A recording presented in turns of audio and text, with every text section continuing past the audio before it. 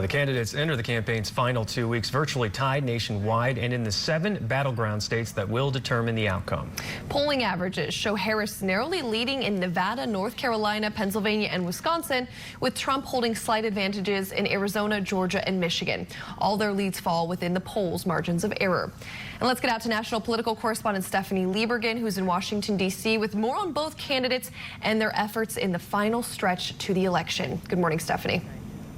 Hey, good morning, Jay and Alexa. Well, the campaigns, both of them, Vice President Kamala Harris, former President Trump, focusing so much on those key battleground states that are really where this election is going to be decided. The former president spent much of his weekend in Pennsylvania, the state that is arguably a must-win for both sides of the aisle. The former president held a big rally on Saturday evening, but it is one particular comment he made about Vice President Harris that included profanity that has gotten a lot of attention. Take a listen. So you have to tell Kamala Harris that you've had enough, that you just can't take it anymore. We can't stand you. You're a vice president. The worst. You're the worst vice president. Kamala, you're fired. Get the hell out of here. You're fired. Get out of here. As you can hear in that soundbite, the former president's audience at his big rallies often receptive to some of his harshest critiques.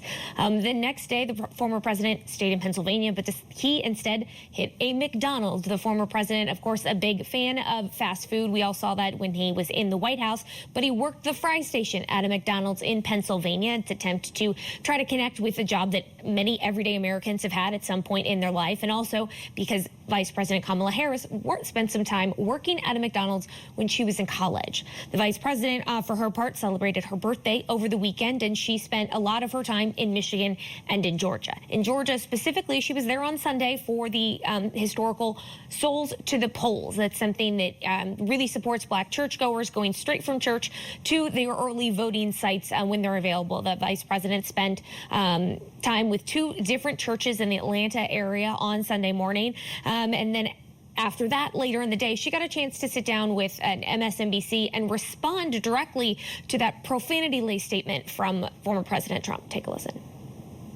What you see in my opponent, a former president of the United States, really is, it demeans the office.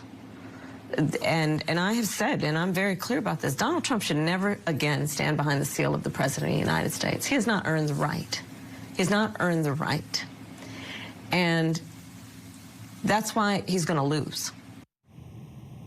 Those comments from Vice President Harris echoing a lot of what we're hearing from her on the campaign trail now, saying the former president doesn't have the temperament, he doesn't have the respect for the office that would be required to hold that position. Both campaigns continuing their battleground focus as we look ahead to the next week. We've got Vice President Harris in Pennsylvania, Michigan, Wisconsin, and Georgia, but her events in Georgia notable. She will be having events with the Obamas, first with former President Obama on Wednesday, and then with the former First Lady Michelle Obama on Saturday. Both of those events scheduled for Georgia. The former president spending some time this week in North Carolina and Georgia. So they are, campaigns are moving ahead at full speed as we have just 15 days left now until Election Day.